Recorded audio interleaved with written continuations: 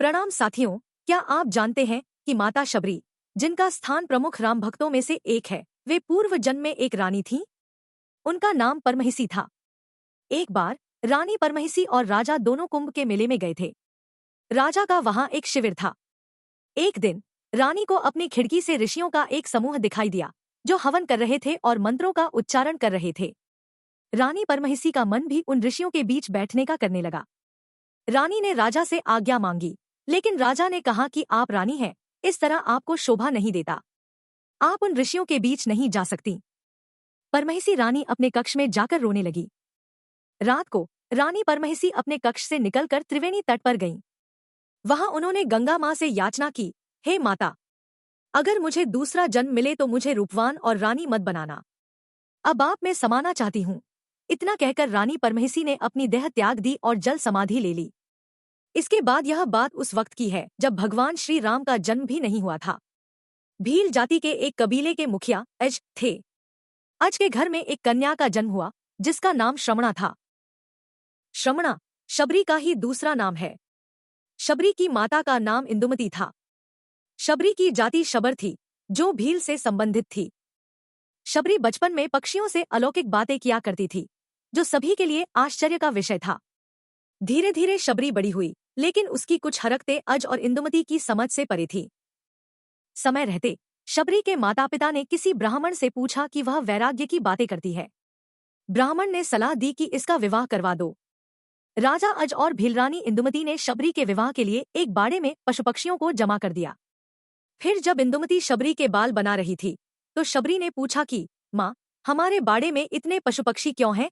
तब इंदुमती बताती है, ये तुम्हारे विवाह की दावत के लिए हैं। तुम्हारे विवाह के दिन इन पशु पक्षियों का विशाल भोज तैयार किया जाएगा। शबरी को यह बात कुछ ठीक नहीं लगी। मेरे विवाह के लिए इतने जीवों का बलिदान नहीं देने दूंगी। अगर विवाह के लिए इतने जीवों की बलि दी जाएगी तो मैं विवाह ही नहीं करूंगी। श्रमणा ने रात में सभी पशु पक्षियों को आजाद कर दिया।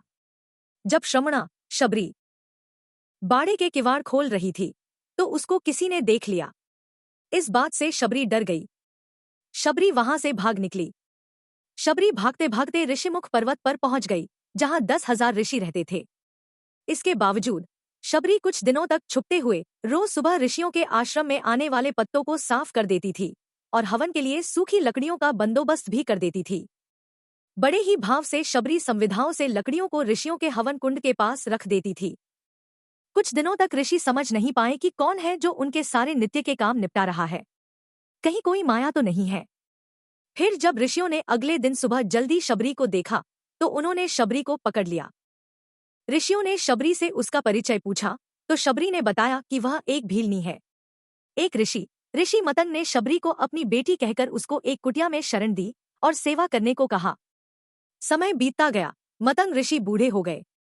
मतंग ऋषि ने घोषणा की, अब मैं अपनी देह छोड़ना चाहता हूँ। तब शबरी ने कहा कि एक पिता को मैं वहां छोड़कर आई, और आज आप भी मुझे छोड़कर जा रहे हैं।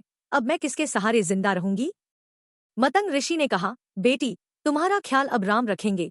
शबरी सलता से कहती है, राम कौन है और मैं उन्हें कहाँ ढूंढूंगी? ऋषि ने कहा, बेटी, तुम्हें उनको खोजने की जरूरत नहीं है, वो स्वयं तुम्हारी कुटिया पर चलकर आएंगे। शबरी ने मतंग ऋषि के इस वचन को पकड़ लिया कि राम आएंगे। शबरी रोज भगवान के लिए फूल बिछा कर रखती, उनके लिए फल तोड़ कर लाती और पूरे दिन भगवान श्री राम का इंतजार करती। इंतजार करते करते शबरी बूढ़ी हो गई, लेकिन अब तक राम नहीं आए। फिर एक दिन आ ही गया जब शबरी के वर्षों का इंतजार खत्म होने वाला था। शबरी ने फूल बिछा कर रखे थे। आते जाते लोगों को मना कर रही थी कि इस फूल पर भगवान चलेंगे। शबरी श्री राम के लिए बेर तोड़ कर लाई थी। यह निश्चित करने के लिए कि बेर मीठे हैं या खट्टे, शबरी ने बेर को चकचक कर उनको झूठे कर दिए। जब भगवान श्री राम आए, तो शबरी एक पत्थर के आसन के पास बैठी थी। शबरी ने पहली नजर में भगवान को पहचान लिया। शबरी ने भगवान का खूब आदर सत्कार किया और उनको झूठे बेर खिलाए। इस प्रकार शबरी के वर्षों का इंतजार खत्म हुआ था और उसको भगवान श्री राम मिले थे। माता शबरी की कथा रामायण, भागवत, रामचरितमानस, सूरसागर, साकेत आदि ग्रंथों में मिलती है। भक्त कवियों ने स्फुट रूप से शबरी की भक्ति निष्ठा का उल्लेख किया है।